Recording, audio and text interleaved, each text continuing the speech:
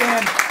I graduated from St. Petersburg High School 50 years after my grandfather graduated from St. Petersburg High School, so we're actually Floridians. But there was a conversation between the principal and my mother that went like this. It said, well, we gave Michael his gown and his cap, have him come to graduation, and if his test grades were high enough, we'll let him walk and possibly give him a diploma. And then I went to St. Petersburg Junior College, a 2-year school. I was there for 4.5 freshman years. Enjoyed every bit of it. I had a 1.16 GPA, and it finally dawned on me, like, maybe this college thing is for me. And I joined the Marine Corps. And then, you know, if you don't want to really have to think in the Marine Corps, you join the infantry. I was like, this is exactly what I need. You know, there's no algebra when you're looking at a freaking trigger. And then I got trained on demolitions, and it turns out that's all algebra. And my efforts were thwarted. But I got hit. I took a vacation. I called 2006. Nice long one.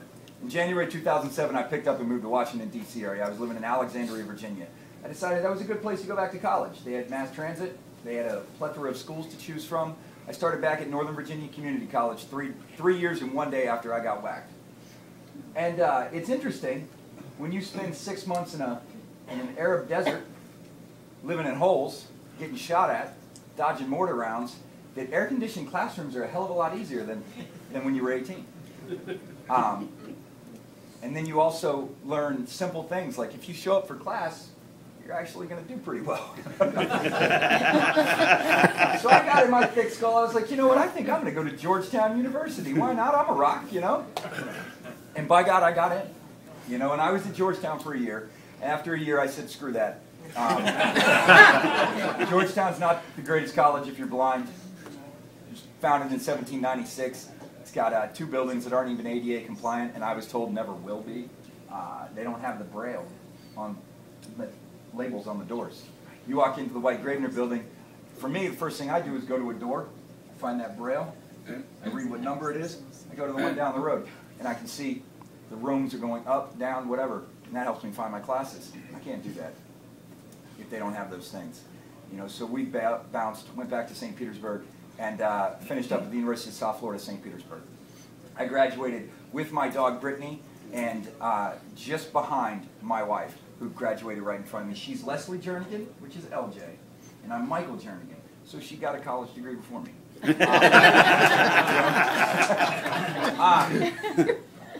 It wasn't easy for me to go back to college. First off, there is a disconnect between our warriors today and a great population of the United States. We just had an election. You heard a lot about the 1%. Let me tell you about the real 1% of America. Only 1% of our population in this country serves in the active duty military. 1% is it. Those are our real 1%ers in America. They're the ones on the front line. They're the ones that are saying, no, you're not going to do that here. Americans will be safe. You know, I'm proud to be part of that 1%. When I heard them talk about the 1% on television, I said, screw that, I'm the 1%. We're the 1%. Those who stood up and fought for our country. You know, those are the people that are our 1%ers, that are making the difference in life. Brittany, my guide dog, is my 1%. She's the one that stands by me when I get stressed, when I get anxious. As you can imagine, I told you what I went through. I got a touch of post-traumatic stress, you know. I get a little anxious sometimes, a little overwhelmed occasionally. Brittany's right there next to me. Reach down, pet the dog, calm down, you know. I've done 47 round-trip flights around the country, all with Brittany. A lot of that by myself. Landing in Reno, Nevada, catching a cab to a hotel to go to a 5-day conference where I don't know a soul. Getting back to the airport and getting home. I do all of that. I was able to do it because I had Brittany with me. I'm never alone. She is a companion to me. She is a guide dog first. Yes, she guides me. She keeps me safe, which sometimes is not easy to do. She makes sure that when I go from point A to point B, I arrive unharmed. She has given me a lot of the freedom and independence that I thought was taken from me when I went blind. More than that, she gives me the confidence to get out there and get back in the world. And she gives me that companionship. She's always there. Even when I am by myself, I am never alone because I have Brittany with me. And see, I'm lucky. I get to take my dog everywhere. She goes to restaurants, she goes on airplanes, she goes to shopping malls, she goes to hotels, she goes everywhere. Because of that, I'm able to get out there and go everywhere. We've been everywhere from Yankee Stadium. It was a Rays game at Yankee Stadium. I want to point that out. Rays won 7-0. You know, to walking up and down Santa Monica Boulevard trying to find a restaurant for lunch. She doesn't like Caesar's Palace, which is unfortunate because I love Caesar's Palace. You know, and we've been to more airports than I can even remember. We're scheduled to do flight number 48 in a week and a half, flight number 49 in December, and flight number 50 in April. We just keep going. I keep going. I'm able to keep going because I have a guide dog in my life. Because I've got a Paws for Patriots dog from Southeastern Guide Dogs. Because Southeastern Guide Dogs identified the need and stepped up to help our young men and women that are coming back visually impaired. You know, this country hasn't seen a lot of peace. We first started fighting the French with the British. Then we started fighting the British for ourselves. Then we fought the British again, you know. Then we started fighting Indians. Then we fought Mexicans. Then we fought Spanish people in Cuba, in the Philippines. Then we got involved in the Great War, the war to end all wars, which is where we get Veterans Day. Armistice for World War I, the 11th hour of the 11th day of the 11th month in 1919 is when fighting ceased in World War I. Woodrow Wilson recognized it in 1919 as Armistice Day. In 1954, Congress changed the name, and it became known as Veterans Day. You know, we fought again in World War II. We fought again in Korea, in Vietnam. We fought again in Iraq. We fought in Afghanistan. Fought again in Iraq. It doesn't seem to end, and it's unfortunate because I know for the next X amount of years, there are going to be young men and women like myself, young men and women like our veterans in this room. They're going to step up to protect this country. And as a byproduct, some of them are going to come back like me. Some of them are going to come back and need assistance, need medical care.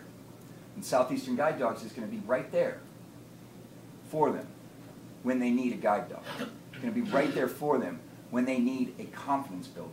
And we're going to be right there for them when they need a companion to travel alongside them when they get back out on the road, when they get back out and take on the rest of their lives.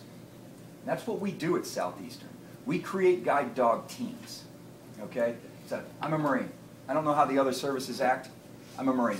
I know they play a lot of golf in the Air Force. I was surprised the Air Force didn't take the tournament. You don't got the best golf courses in the military. You got to be kidding me. They usually do. Yeah. You know, I can't believe the Navy. Y'all let the Navy win. You know, and I got to say, Marines. The only reason I think y'all didn't take the tournament is probably because you got better things to do, right? Right? So, in the Marines, I know the way I got through Iraq was because I fought for the Marine to the right of me, and I fought for the Marine to the left of me. And they did their jobs, and I came home alive. Brittany fights for me when we're out there. When we're living in Washington, D.C. for 2.5 years, which is not an easy town to get around in if you can see, much less if you can't, Brittany's fighting for me. She's fighting to make sure I stay safe.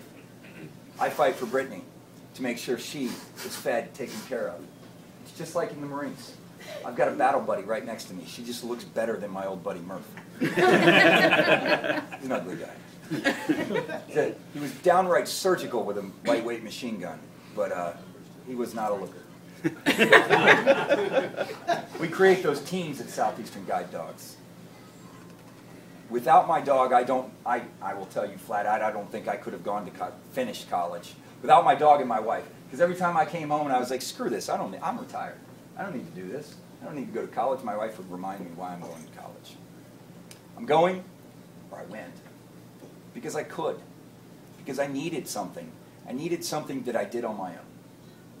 I look at my diploma, well, Don't look at my diploma.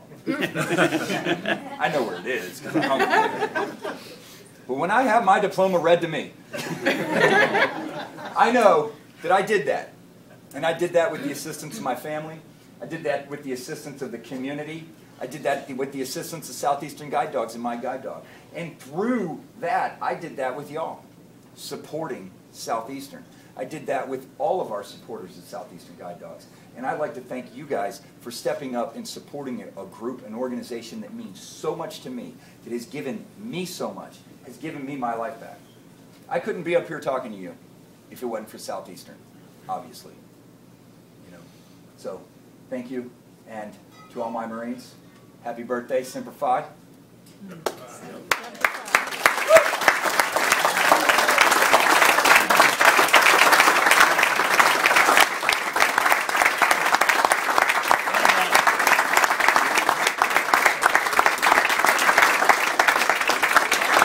This is great.